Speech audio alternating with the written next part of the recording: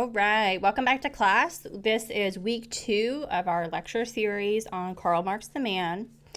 Last week we got all the way through the early 1870s. I know it was a rough journey. We went through a lot of different letters, and it probably feels repetitive, but I want to remind students of something at this juncture.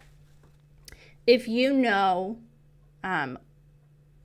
what Karl Marx was about, if you know this information, you know more about him than the vast majority of Marxists, at least any that I've ever talked to. And so I encourage folks, I know it takes time, but I encourage you to try to get through it. I encourage folks to look at the resources that I've suggested. If this is something you're interested in, it equips you, it empowers you to be able to speak to these people from a place of a lot more knowledge than they have. So, where we left off last week was with Mikhail Bakunin. And so this is really important for a few reasons. The most important reason being that sometimes Marxists suggest that Marx should not be held accountable for all of the things that happened, the 100 million bodies, on account of his philosophies and his writings and his words and his work. And Marxists do not acknowledge that in his own time, people that were in his, at the First International, people that were of his ilk knew what was coming and said what was coming. And if you look at his work and his writings, it is clear, right? And so I want to kind of go back to the beginning and touch on parts from this letter that Bakunin, who was a Russian anarchist, if you remember, wrote in 1872.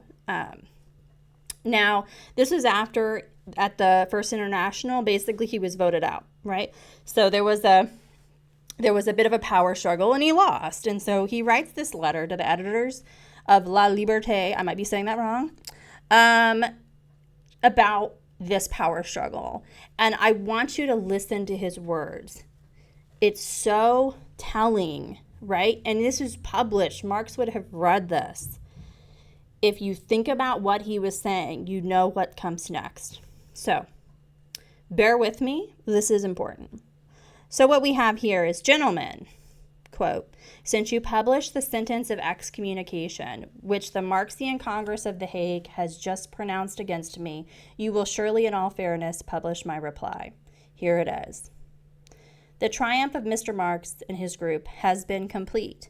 Being sure of a majority, which they had been long preparing and organizing with a great deal of skill and care, if not with much respect, for the principles of morality, truth, and justice, as often found in their speeches and so seldom in their actions, the Marxists took off their masks.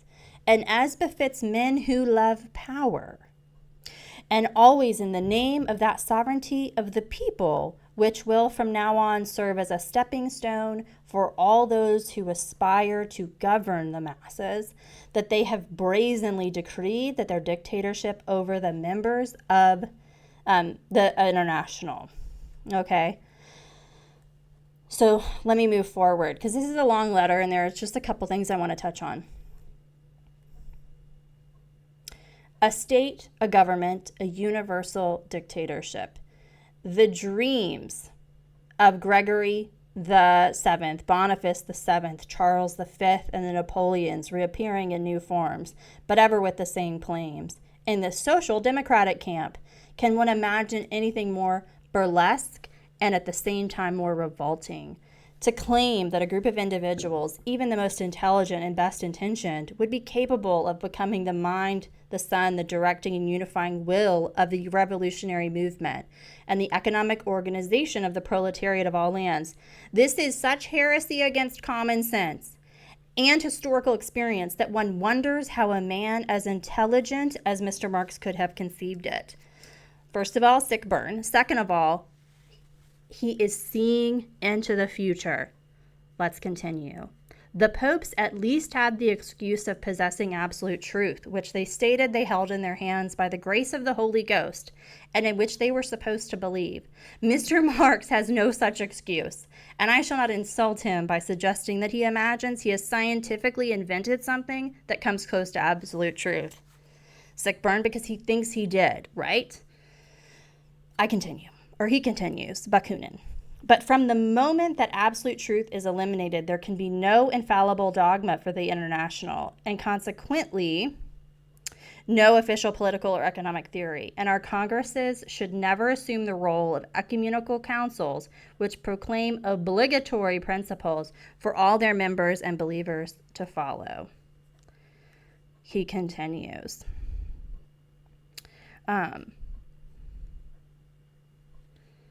We believe that the policy of the proletariat, necessarily revolutionary, should have the destruction of the state for its immediate and only goal. We cannot understand how one can speak of international solidarity when there is a wish to preserve the state, unless one dreams of the universal state that is universal slavery, such as the great emperors and popes only dreamed of. For the state is by its very nature a breach of this solidarity and hence a permanent cause of war. Nor can we understand how anyone could speak of the liberty of the proletariat or the real emancipation of the masses within the state and by the state. State means domination, and any domination presupposes the subjugation of the masses and consequently their exploitation for the benefit of some ruling minority. We see this again and again and again, and he called it.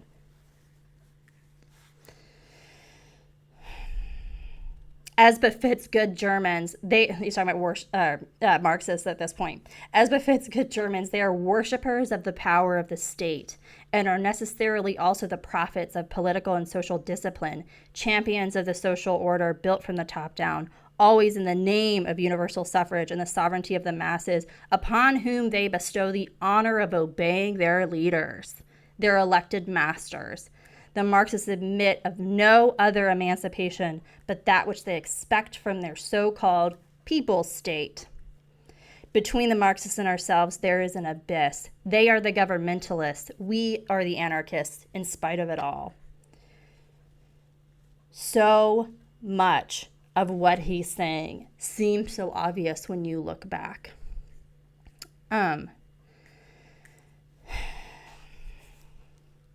I could not understand how crowned or uncrowned despots might have dreamed of holding the scepter world in their hands.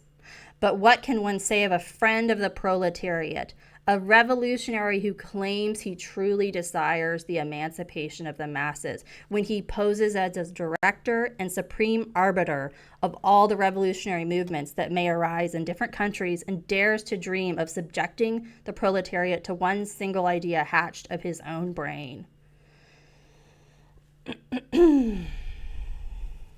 Where is the man, where is the group of individuals, however great their genius, who would dare flatter themselves that they alone could encompass and understand the infinite multitude of diverse interests, tendencies, and activities in each country, in each province, in each locality, in each profession and craft, and which in their immense aggregate are united but not regimented by certain fundamental principles and by a great common aspiration, the same aspiration which, having sunk deep into the conscience of the masses, will constitute the future social revolution. So you can read this. I'll link it below. I have not read the whole thing, but I feel like what I have shared gets the point across. It was clear to people in his own time that what comes from this ideology is slavery of the people. And so when Marxists say, well, he can't really be to blame, how could he have known? No, he was specifically told, emperors dream of having so much power over the people. And how dare you make such assumptions? And 100 million people at least died. So let's carry on. Thank you for your patience if you're still with me.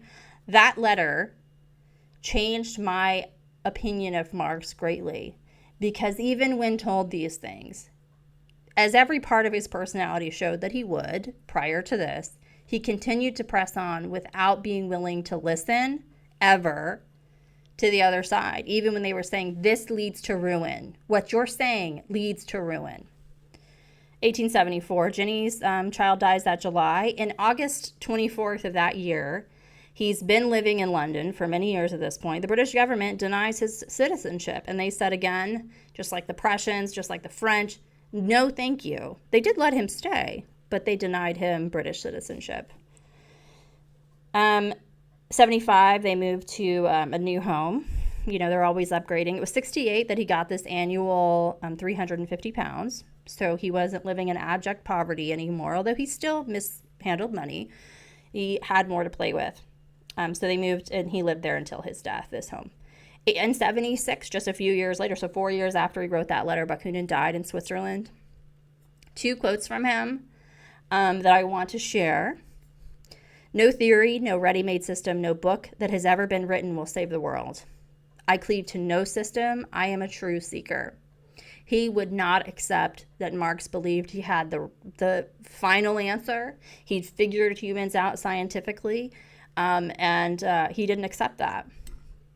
Marx, this is another quote about Marx from him. Now, he's known him since he met him in France, so this is not a stranger to him. I want you to be mindful of that. This isn't somebody that he was not familiar with him in his own time. Marx does not believe in God, but he believes much in himself and makes everyone serve himself. His heart is not full of love, but of bitterness, and he has very little sympathy for the human race. And this keeps coming up time and time again with him. Just for context, in 1878, Stalin was born that December. In 1881, Jenny, his wife, was diagnosed with liver cancer. That July, they went to France. Marx and his wife went to France to see their daughter. She was actively ill at the time, very ill. And she died in December of that year. So this is 1881. And Marx, he never attends funerals. He doesn't attend his parents' funerals, and he didn't attend Jenny's funeral. Engels did a eulogy for her, noted in that she was buried in unconsecrated ground, and that she was an atheist to the end. They were very proud of that. 1882, they wrote the Russian preface to the manifesto, and it was published in Narodnaya Volya in February. Now he's traveling, he's ill, as always, and he goes to Monte Carlo in Switzerland and France and all kinds of places. Same year, this is 82, actually Darwin dies. 83, his daughter Jenny, in that January, he's having a rough couple years. She dies of bladder cancer. January to March, Marx was complaining of lots of lung issues, lung tumors, laryngitis, bronchitis, things like that. And March 14th of 1883, he died alone at home in his chair, in his dressing gown. This picture on the screen is actually his daughter, Jenny, and obviously Karl. He's buried at Highgate Cemetery in London, and for £10, you can go visit. At that point, Lynchen, who you may recall was their unpaid servant, which also known as a slave, was sent to his friend Engels to be their housekeeper, because that's what happens to slaves. She was given as a gift to them. When her masters died, she got sent to a new one. 1885, Engels cobbles together lots of notes and writing from Marx and published the second volume of Capital. So speaking of Highgate Cemetery, some king wrote some fascinating words on his memorial. I'm not mad about it at all, and I think I shared this in our original intro, and I'm going to share it again because, again, once you've known everything about how he was as a human being, I think that's a good time to have a refresher. Don't mind me.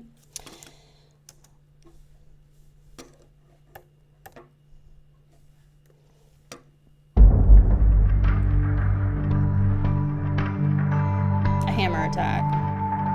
Oh no! How dare you? This happens frequently, according to the news. Described by the chief executive of the cemetery as a particularly inarticulate form of political commentary. I mean, I got the point. Didn't you? Not the first attempt to damage it. In 70, it was attacked by a bomb. Oh no. It'll never be the same again. Yeah, neither will the planet. Neither will humanity after this POS. Okay. In 1890, so Marx dies in 83, Lynchen dies of cancer, and Engels wrote her obituary. Now, he did get the date wrong, because of course he did. So According to the obituary written by Engels, she was born New Year's Day, 1823. In fact, it was New Year's Eve, 1820, but close, of peasant parents. And it says, from 1837 to the death of Mrs. Marx in 1881, with the exception of the first few months of their married life, the two women, this is Jenny and Lynchen, were constant companions. Well, yes, it would have been constant. She was a slave, so she couldn't just leave. After the death of Mrs. Marx in December 1881 and of Marx on March 14th, 1883, she went to keep house for Frederick Engels. The leaders of the socialist movement bore testimony to her, quote, strong common sense, her absolute rectitude of character, her ceaseless thoughtfulness of others, her reliability. She was a slave again. It was that or dying, starving. But okay, and her essential truthfulness of her nature. Okay, lovely. Would have been nice if she had had a life and been able to keep her son and been paid. 1895, Engels dies of cancer as well. So, 1898, we're going to move quickly now. Eleanor died of poisoning, suicide by poisoning, after previously having attempted in 87. So let's talk about her, because I find her fascinating. So she actually became friends with the illegitimate child of Marx, Freddie. This is one of the few people that she spoke to and trusted at the end, and her letters survive, and they are super depressing. Edward had borrowed her partner, Edward Aveling, who was a well-known POS, a monster, a terrible human being, had secretly married a young actress in 1897. He also had kidney problems. So allegedly, they had a suicide pact. She did her part, and he walked off with her inheritance, and he changed his mind once she was deceased. He died because of karma, of kidney disease soon after, and was missed by absolutely no one. So if you go, there's actually another article that I will link about why she died. And you can see the letters between her and Freddie. They are more and more and more depressing. She is alone. She is sad. She continues to try to make it work with this guy. It is a spectacle of embarrassment. And I'm not trying to be mean to her. She had a terrible life. But the Marxists have this revisionist history of her. And I found this video about Eleanor Marx's legacy. And when faced with the abject sadness and horror that was her adult life, I cannot fathom where they get this idea of her. Brace yourself.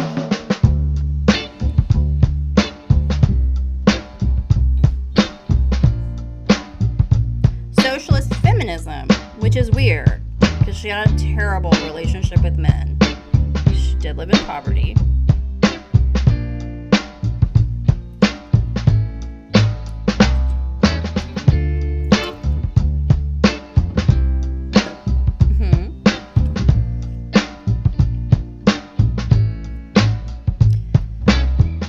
So it wasn't that she had no support from her dad to do anything with her life. It's in fact that she was a feminist hero, mentored by these great men.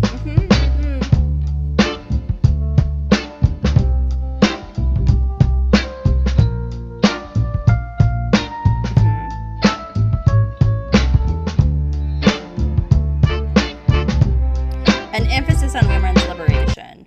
I simply cannot. I wasn't going to go and read them because it's kind of embarrassing, but I'm going to have to read some of them because I cannot allow them to say such foul and absurd things. So this is on like marxthis.com, right? These are they share these, like these aren't very sad. My dear Freddie, this is her illegitimate half-brother. Come tonight if you can. It's a shame to worry you, but I'm so lonely, and I am face to face with a most dreadful situation. Absolute ruin. Everything, even to the last penny, or deepest shame before the whole world. It is frightful. It presents itself to me even worse than it is. And I need someone with whom I can take counsel. I know that the final decision and responsibility will rest with me, but a little counsel and friendly assistance will be of immeasurable value. So, dear Freddie, come. I am brokenhearted. So this is what's happening. She has this abusive, horrible partner who is treating her awfully, and she can't break herself of that. And so she spends her last few years writing ever increasing, desperately sad letters to her half brother. I am so surrounded with trouble and quite without help, for Edward himself does not now help at all. So he's stolen from her, and she still cannot bring herself to leave. Demands are daily being made upon me for money, which, together with the operation and other things, I do not know how to make ends meet. I am a brute to plague you with all these things, but dear Freddie, you know what lies before me, and I tell to you what I would tell to no other person. So at this point, her boyfriend has stolen a lot of money and not repaid it to Freddie. So she says in this letter, my dear Eddie, or Freddie, sorry. Do not think that I have forgotten what Edward owes you. I mean in money. And you can take my word that you will receive what is yours. Dear Freddie, it is a bad time for me. I fear that there is little hope left for me, and the pain and suffering are great. Why we hasten is unintelligible to me. I am ready to go and would do so joyfully, but so long as he needs help, I am bound to remain. She means Edward Aveling, who, once again, does not care about her and is using her for money.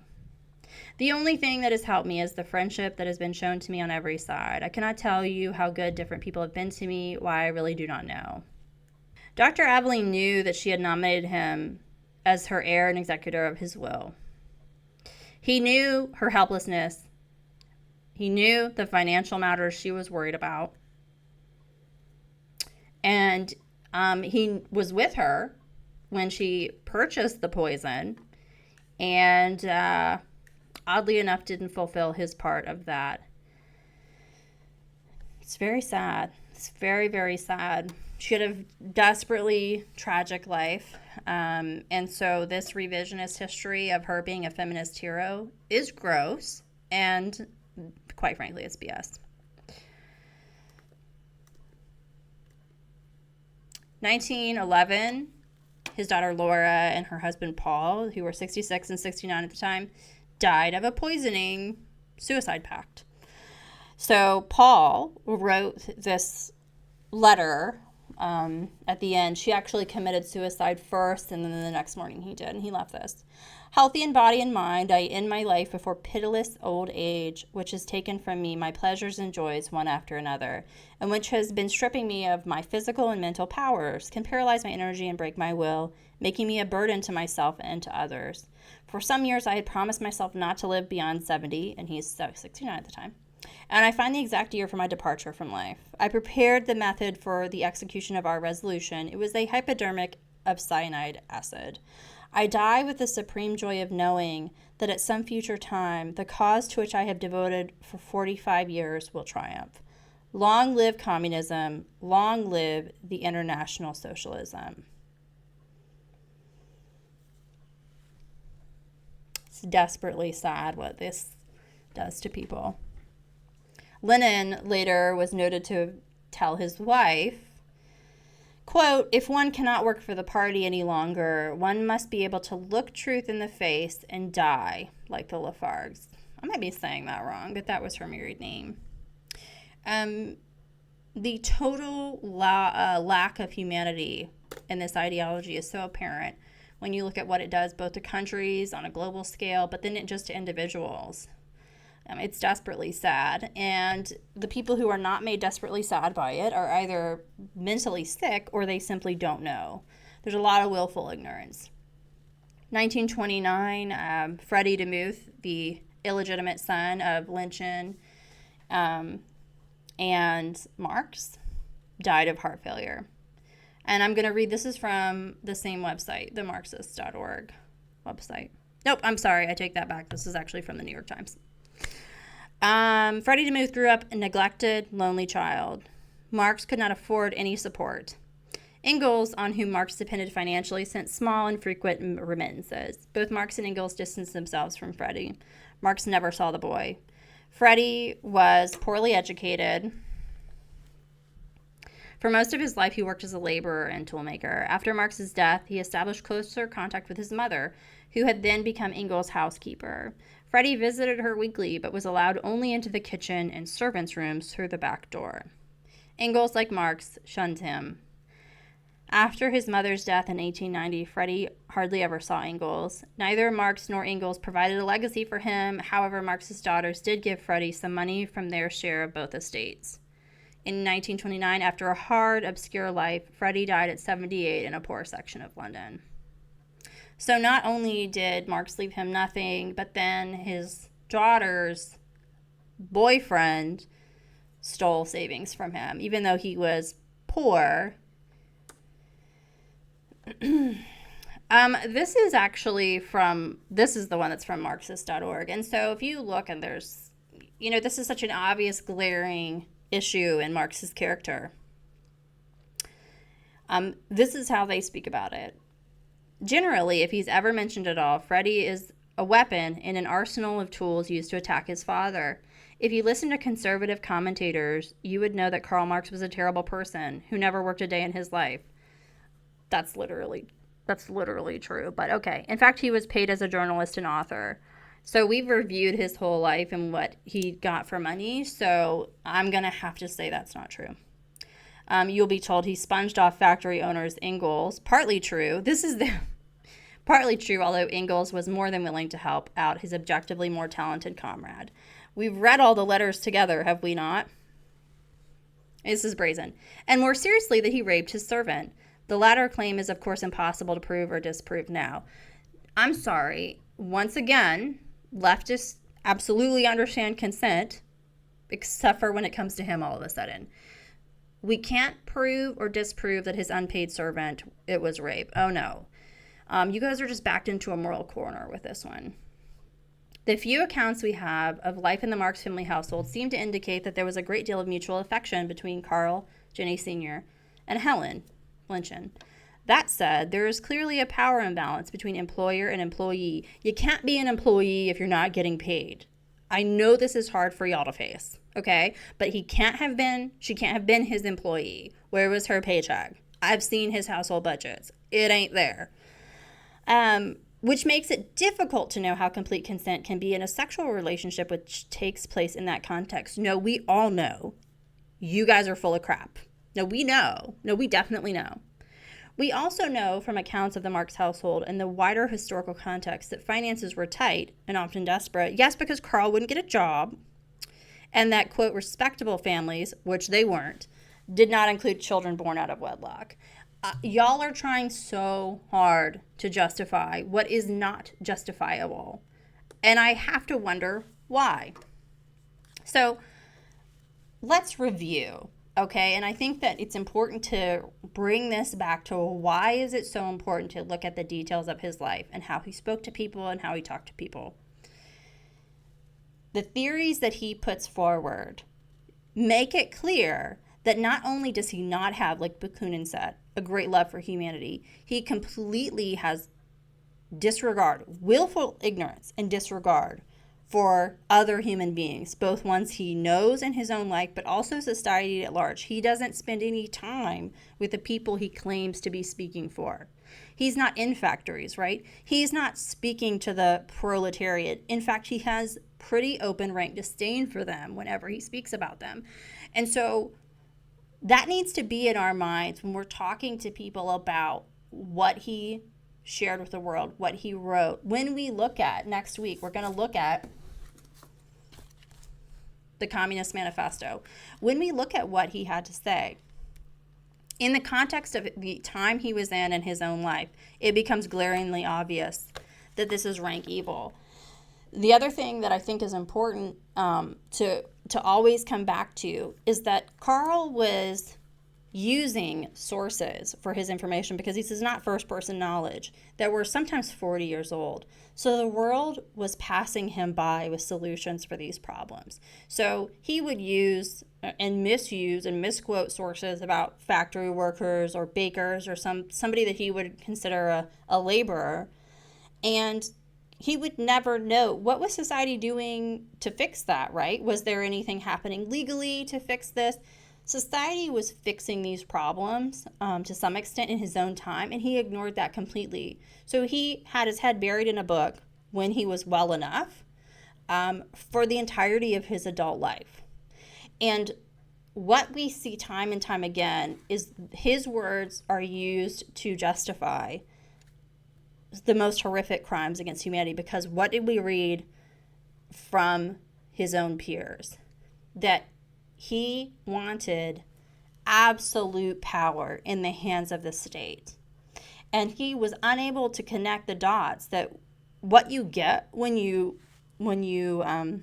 strive for that is Stalin, Mao. You get people who aspire to have utter control over every aspect of folks' lives. And then you see mass death. So next week, we're going to go through the Communist Manifesto. Again, if you've read this book and you know anything about the life of Karl Marx, you're already ahead of almost all Marxists, that at least that talk to me, that are on the internet. There are a few Marxist thinkers, like Slavoj Žižek, for example, who I find fascinating and I love listening to. But your average, everyday, 20-year-old college Marxist doesn't know anything about this. So when you look at, let's say, the 10 measures of the Communist Manifesto, just as a little preview. Number 3 is the abolition of all right of inheritance. Okay, so we know a lot about Karl Marx. He would have starved to death without that, right? But in his own mind, this is worthy of being number 3. Abolition of property and land and application of all rents of land to public purposes. Well, that sentence led to the starvation of millions. Confiscation of the property of all immigrants and rebels. Starvation. Ongoing immoral horror. So next week we'll go into that. I appreciate your time. If you have questions, feel free to message me here on YouTube. Next week, the Communist Manifesto and other writings of Karl Marx. See you then.